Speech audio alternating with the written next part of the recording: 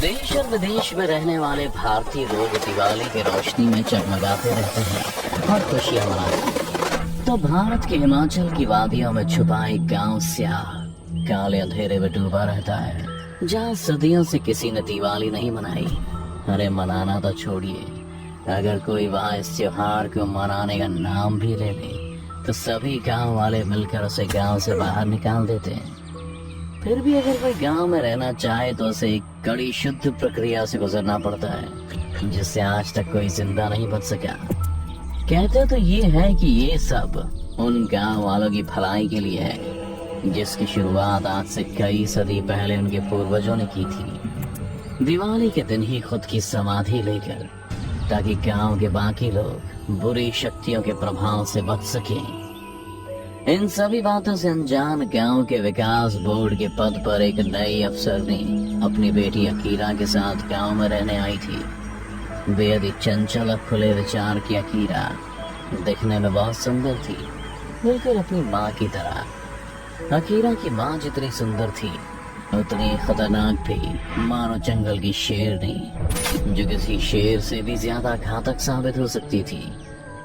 गांव में आते ही लोगों के बीच उसकी बातें होने लगी थी।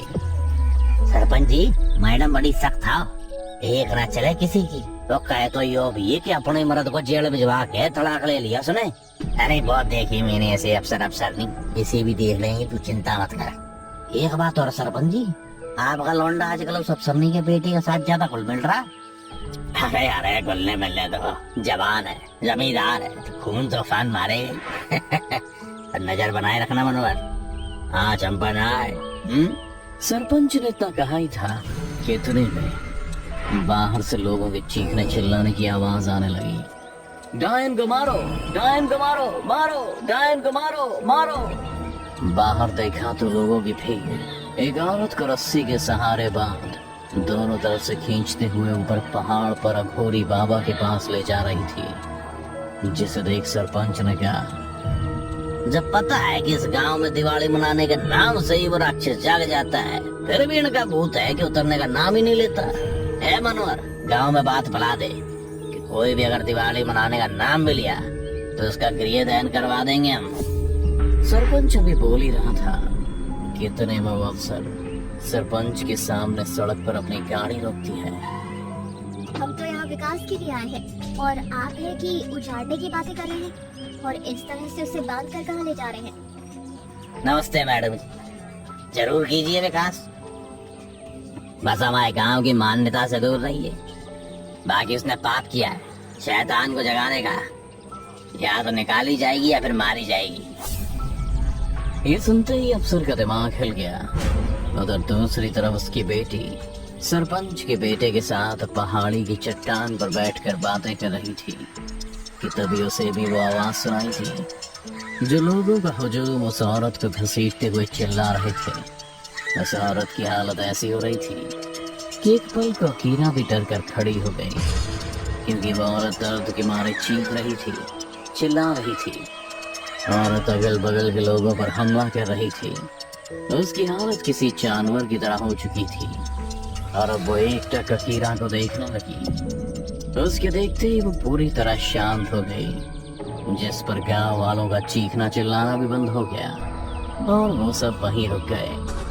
पर उन्होंने अब भी उस औरत को रस्सी से आजाद नहीं किया। न जाने क्यों, पर अकीरा एकटक उस औरत को देखते हुए उसके पास चली जा रही थी। वो औरत भी अपने थरथराते हुए सिर को हिलाते हुए अकीरा को देखने लगी। उसे इस तरह देख अकीरा अपनी लड़खड़ाती जुबान से उस औरत से कुछ कहना चाह रही थी कि इतने में वो अकीरा पर झपट पड़ी और उसे कुछ होता इससे पहले ही सरपंच का बेटा रवि बीच में आकर अकीरा को बचा लेता है।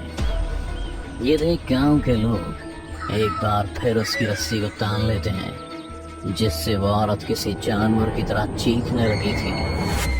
रवि अकीरा को साइड में ले जाकर उससे कहता है, तुम पागल हो क्या अकीरा? क्या जरूरत थी उसके सामने जाने की? अरे आपको कोई आम औरत नहीं रही, उस पर राक्षस सवार हो गया है। ये लोग उन्हें कहाँ ले जा रहे हैं? तुम इन चीजों में मत पड़ो अकीरा, चलो चलते हैं यहाँ से। नहीं रवि, मुझे जानना है, क्या आखिर क्या करेंगे ये सभी उस औरत के साथ? इतना कहते ही अकीरा उस भीड़ के पीछे पीछे पहाड़ी के ऊपर की तरफ भागने लगी। कुछ देर सोचने के बाद रवि भी भागते हुए उसके पास पहुंच जाता है। देखो कीरा, हम चलते रहे पर वहां से दूर ही रहेंगे, ठीक है? रवि की बात सुन अकीरा भी भीड़ से थोड़ा दूर एक पेड़ के पास ही रुक जाती है और एक टक उस औरत को देखने लगती है जिसे गांव वालों ने 2 खूंटों से बांध दिया था।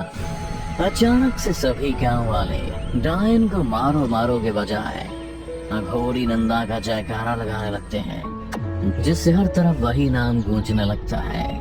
और आते ही अपनी लचीली छड़ी उस औरत को बेतहाशा मारने लगता है और पूछता है, बता बता तू क्या चाहती है?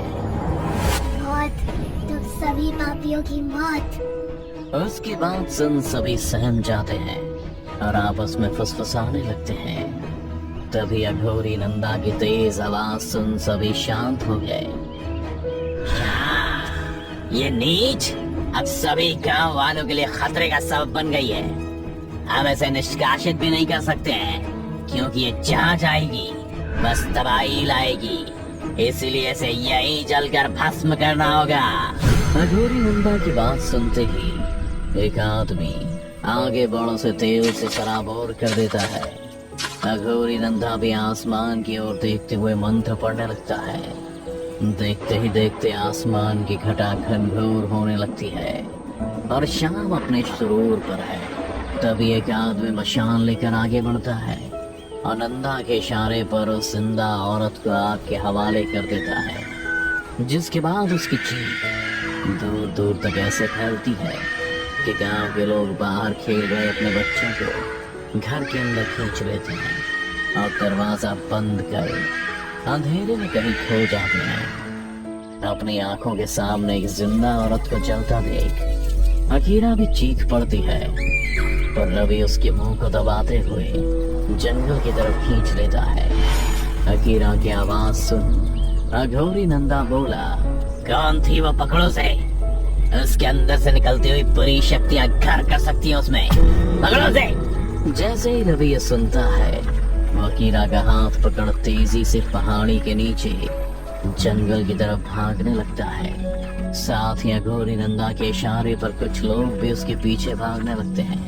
रवि अकीरा को अपने आगोश में एक पत्थर के नीचे छुप जाता है और वो लोग आगे निकल जाते हैं। उनके जाते ही अकीरा और रवि उठकर खड़े हो जाते हैं। रवि, उन लोगों ने उस औरत को जिंदा जला दिया और अब मुझे भी। इतना कहते ही अकीरा रोने लगती है और रवि को गले लगा लेती है। तुम फिक्र मत करो अकीरा, मैं कुछ नहीं होने दूंगा तुम्हें। मैं जानती हूँ जब तक तुम मेरे साथ हो मुझे कुछ नहीं होने दोगे ना तुम। इतना कहते ही अकीरा अपने होठों को रवि के गाल से लगा देती है और एक बार फिर से उसे अपनी बाहों में जकड़ लेती है। तभी वो महसूस करती है कि रवि की पीठ से खून निकल रहा है और धीरे धीरे उसका पूरा शरीर कांप रहा है। रवि को देखने के लिए अकीरा जैसे ही खुद से अलग करती है तो पाती है कि वो सिर से लेकर पांव तक पसीने से सराबोर है और कांप रहा है। रवि, क्या हुआ है तुम्हें? तुम ऐसे क्यों कर रहे हो? इतना कहते ही अकीरा अपने कदमों को पीछे ले लेती है। तभी वो देखती है कि रवि का पूरा शरीर अकड़ने लगता है और आंखें लाल हो जाती हैं। उसकी सारी हरकतें बिल्कुल वैसी हो जाती हैं जैसे अभी कुछ देर पहले उस औरत की थी। वो समझ चुकी थी कि अब तक जो रवि उसे हर मुश्किलों से बचाने का वादा कर रहा था वो अब किसी भी पल उसे खत्म कर सकता है। इसीलिए वो चीखते हुए जंगल से गांव की तरफ भागने लगी। उसकी आवाज सुन अघोरी नंदा के लोग बेसी ओर आने लगते हैं और रवि कुछ देर अपने शरीर को मरोड़ता है और फिर किसी जानवर की तरह अकीरा के पीछे पड़ जाता है। अकीरा भागते हुए अब गांव में पहुंच गई थी, लेकिन गांव का हर दरवाजा बंद था। वो कई दरवाजों के आगे चीखी चिल्लाई भी, पर कोई भी मदद के लिए आगे नहीं आया। तभी उसकी नजर रवि पर गई जो उसे ढूंढता हुआ ऐसी ओर आ रहा था। इससे बचने के लिए अकीरा उसी घर के पास छिप जाती है और रवि आगे निकल जाता है। तभी अकीरा को अपनी माँ दिखती है अपनी गाड़ी से जाते हुए। माँ देखते ही अकीरा उसकी ओर बढ़ जाती है, लेकिन रवि उसे देख लेता है। अकीरा किसी भी तरह माँ को रोकने में कामयाब हो जाती है। अकीरा को इस हाल में देख उसकी माँ गाड़ी से उतर अपनी बेटी के पास आकर उसे गले लगा लेती है। तभी रवि भी उसके पास आता है और उन पर झपटने वाला ही होता है कि तभी अघोरी नंदा के 4 लोग कवच बनकर उनके सामने खड़े हो जाते हैं। किसी के हाथ में मशाल तो किसी के हाथ में तलवार। इन लोगों को देख रवि एक पल के लिए रुक जाता है और एक ही जगह खड़े रहकर जानवर की तरह चिल्ला रहा होता है। तभी उनमें से एक आदमी मशाल को अकीरा के हाथ में थमा देता है और खुद रस्सी लेकर रवि की तरफ बढ़ने लगता है। और चारों रवि को घेर लेते हैं और उसे बांधने के लिए जैसे ही रस्सी आगे फेंकते हैं कि रवि उन चारों पर कहर बनकर बरस पड़ता है। और देखते ही देखते सभी को लहूलुहान कर खत्म कर देता है। अपनी आंखों के सामने सबको खत्म होता देख अकीरा और उसकी माँ हाथ में मशाल लिए वहां से भाग निकलते हैं, पर रवि दूसरी तरफ से ठीक उसके सामने पहुंच जाता है और उसकी तरफ झपटने ही वाला होता है कि अफसरनी उसे मशाल दिखाकर दूर करती है और फिर गांव वाले से कहती है, आज आपका गांव इस राक्षसी शक्ति के चपेट में इसीलिए ही है क्योंकि आप सभी अच्छाई में विश्वास रखने से ज्यादा बुराई से डरते हैं। अरे दशहरा और दिवाली हम बुराई पर अच्छाई की जीत के लिए मनाते हैं ताकि हमारे जगमगाते घरों को देख बुराई दूर ही रहे, पर आप सभी खुद को अंधेरे में डाल खुद से ही बुरी शक्तियों को न्योता दे रहे हैं। आज दिवाली है और यही वो दिन है जब आप सदियों से अपने गांव में बसी शैतानी शक्ति को बाहर कर सकते हैं। सोच क्या रहे हैं, कर दीजिए रोशन अपने घर को दिवाली के दिए से। अब सुनने की बात सुन गांव का सरपंच अपने घर की खिड़की से झांक कर कहता है, गांव वालों हमारी बात ध्यान से सुनो। भले मेरे बेटे की बलि चढ़ जाए पर परंपरा ना टूटना चाहिए। देखिए आप सभी मेरी बात सुनिए, घर में अंधेरा रख शैतान से नहीं बचा जा सकता बल्कि उजाले में विश्वास करके बचा जा सकता है। सरपंच ठीक ही कह रही अफसर नहीं, इतने साल तेरी सुन के कौन सा बच रहे हैं, एक एक करके हर साल खत्म ही हो रहे हैं। आज इसकी बात सुनने में जीने की उम्मीद आ रही है, ये भी करके देख लेते हैं। गांव के उस बुजुर्ग की बात सुन सभी एक दूसरे को दिया जलाने को कहते हैं, जिसके बाद अंधेरी के साए में घिरे इस गांव के घर से रोशनी निकलनी शुरू हो जाती है। कोई अपने घर में दिया जला रहा होता है तो कोई लालटेन से अपने घर को रोशन करता है और देखते ही देखते कुछ ही देर में पूरा गांव जगमगा उठता है।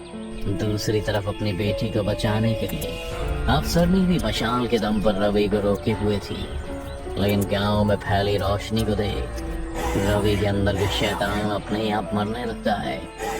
मानो जैसे दिवाली के फैलते उजाले से उसके बुरे साम्राज्य का अंत हो रहा हो। अगले ही पल उसमें से काली शक्तियां निकल आसमान में चली जाती है और रवि निढाल हो जमीन पर गिर जाता है और अकीरा उसे संभालने के लिए उसकी तरफ दौड़ पड़ती है। उसकी माँ उसे रोकती भी नहीं है क्योंकि उसे पता है दिवाली के उजाले ने इस गांव में फैले सदियों के अंधेरे को खत्म कर दिया है।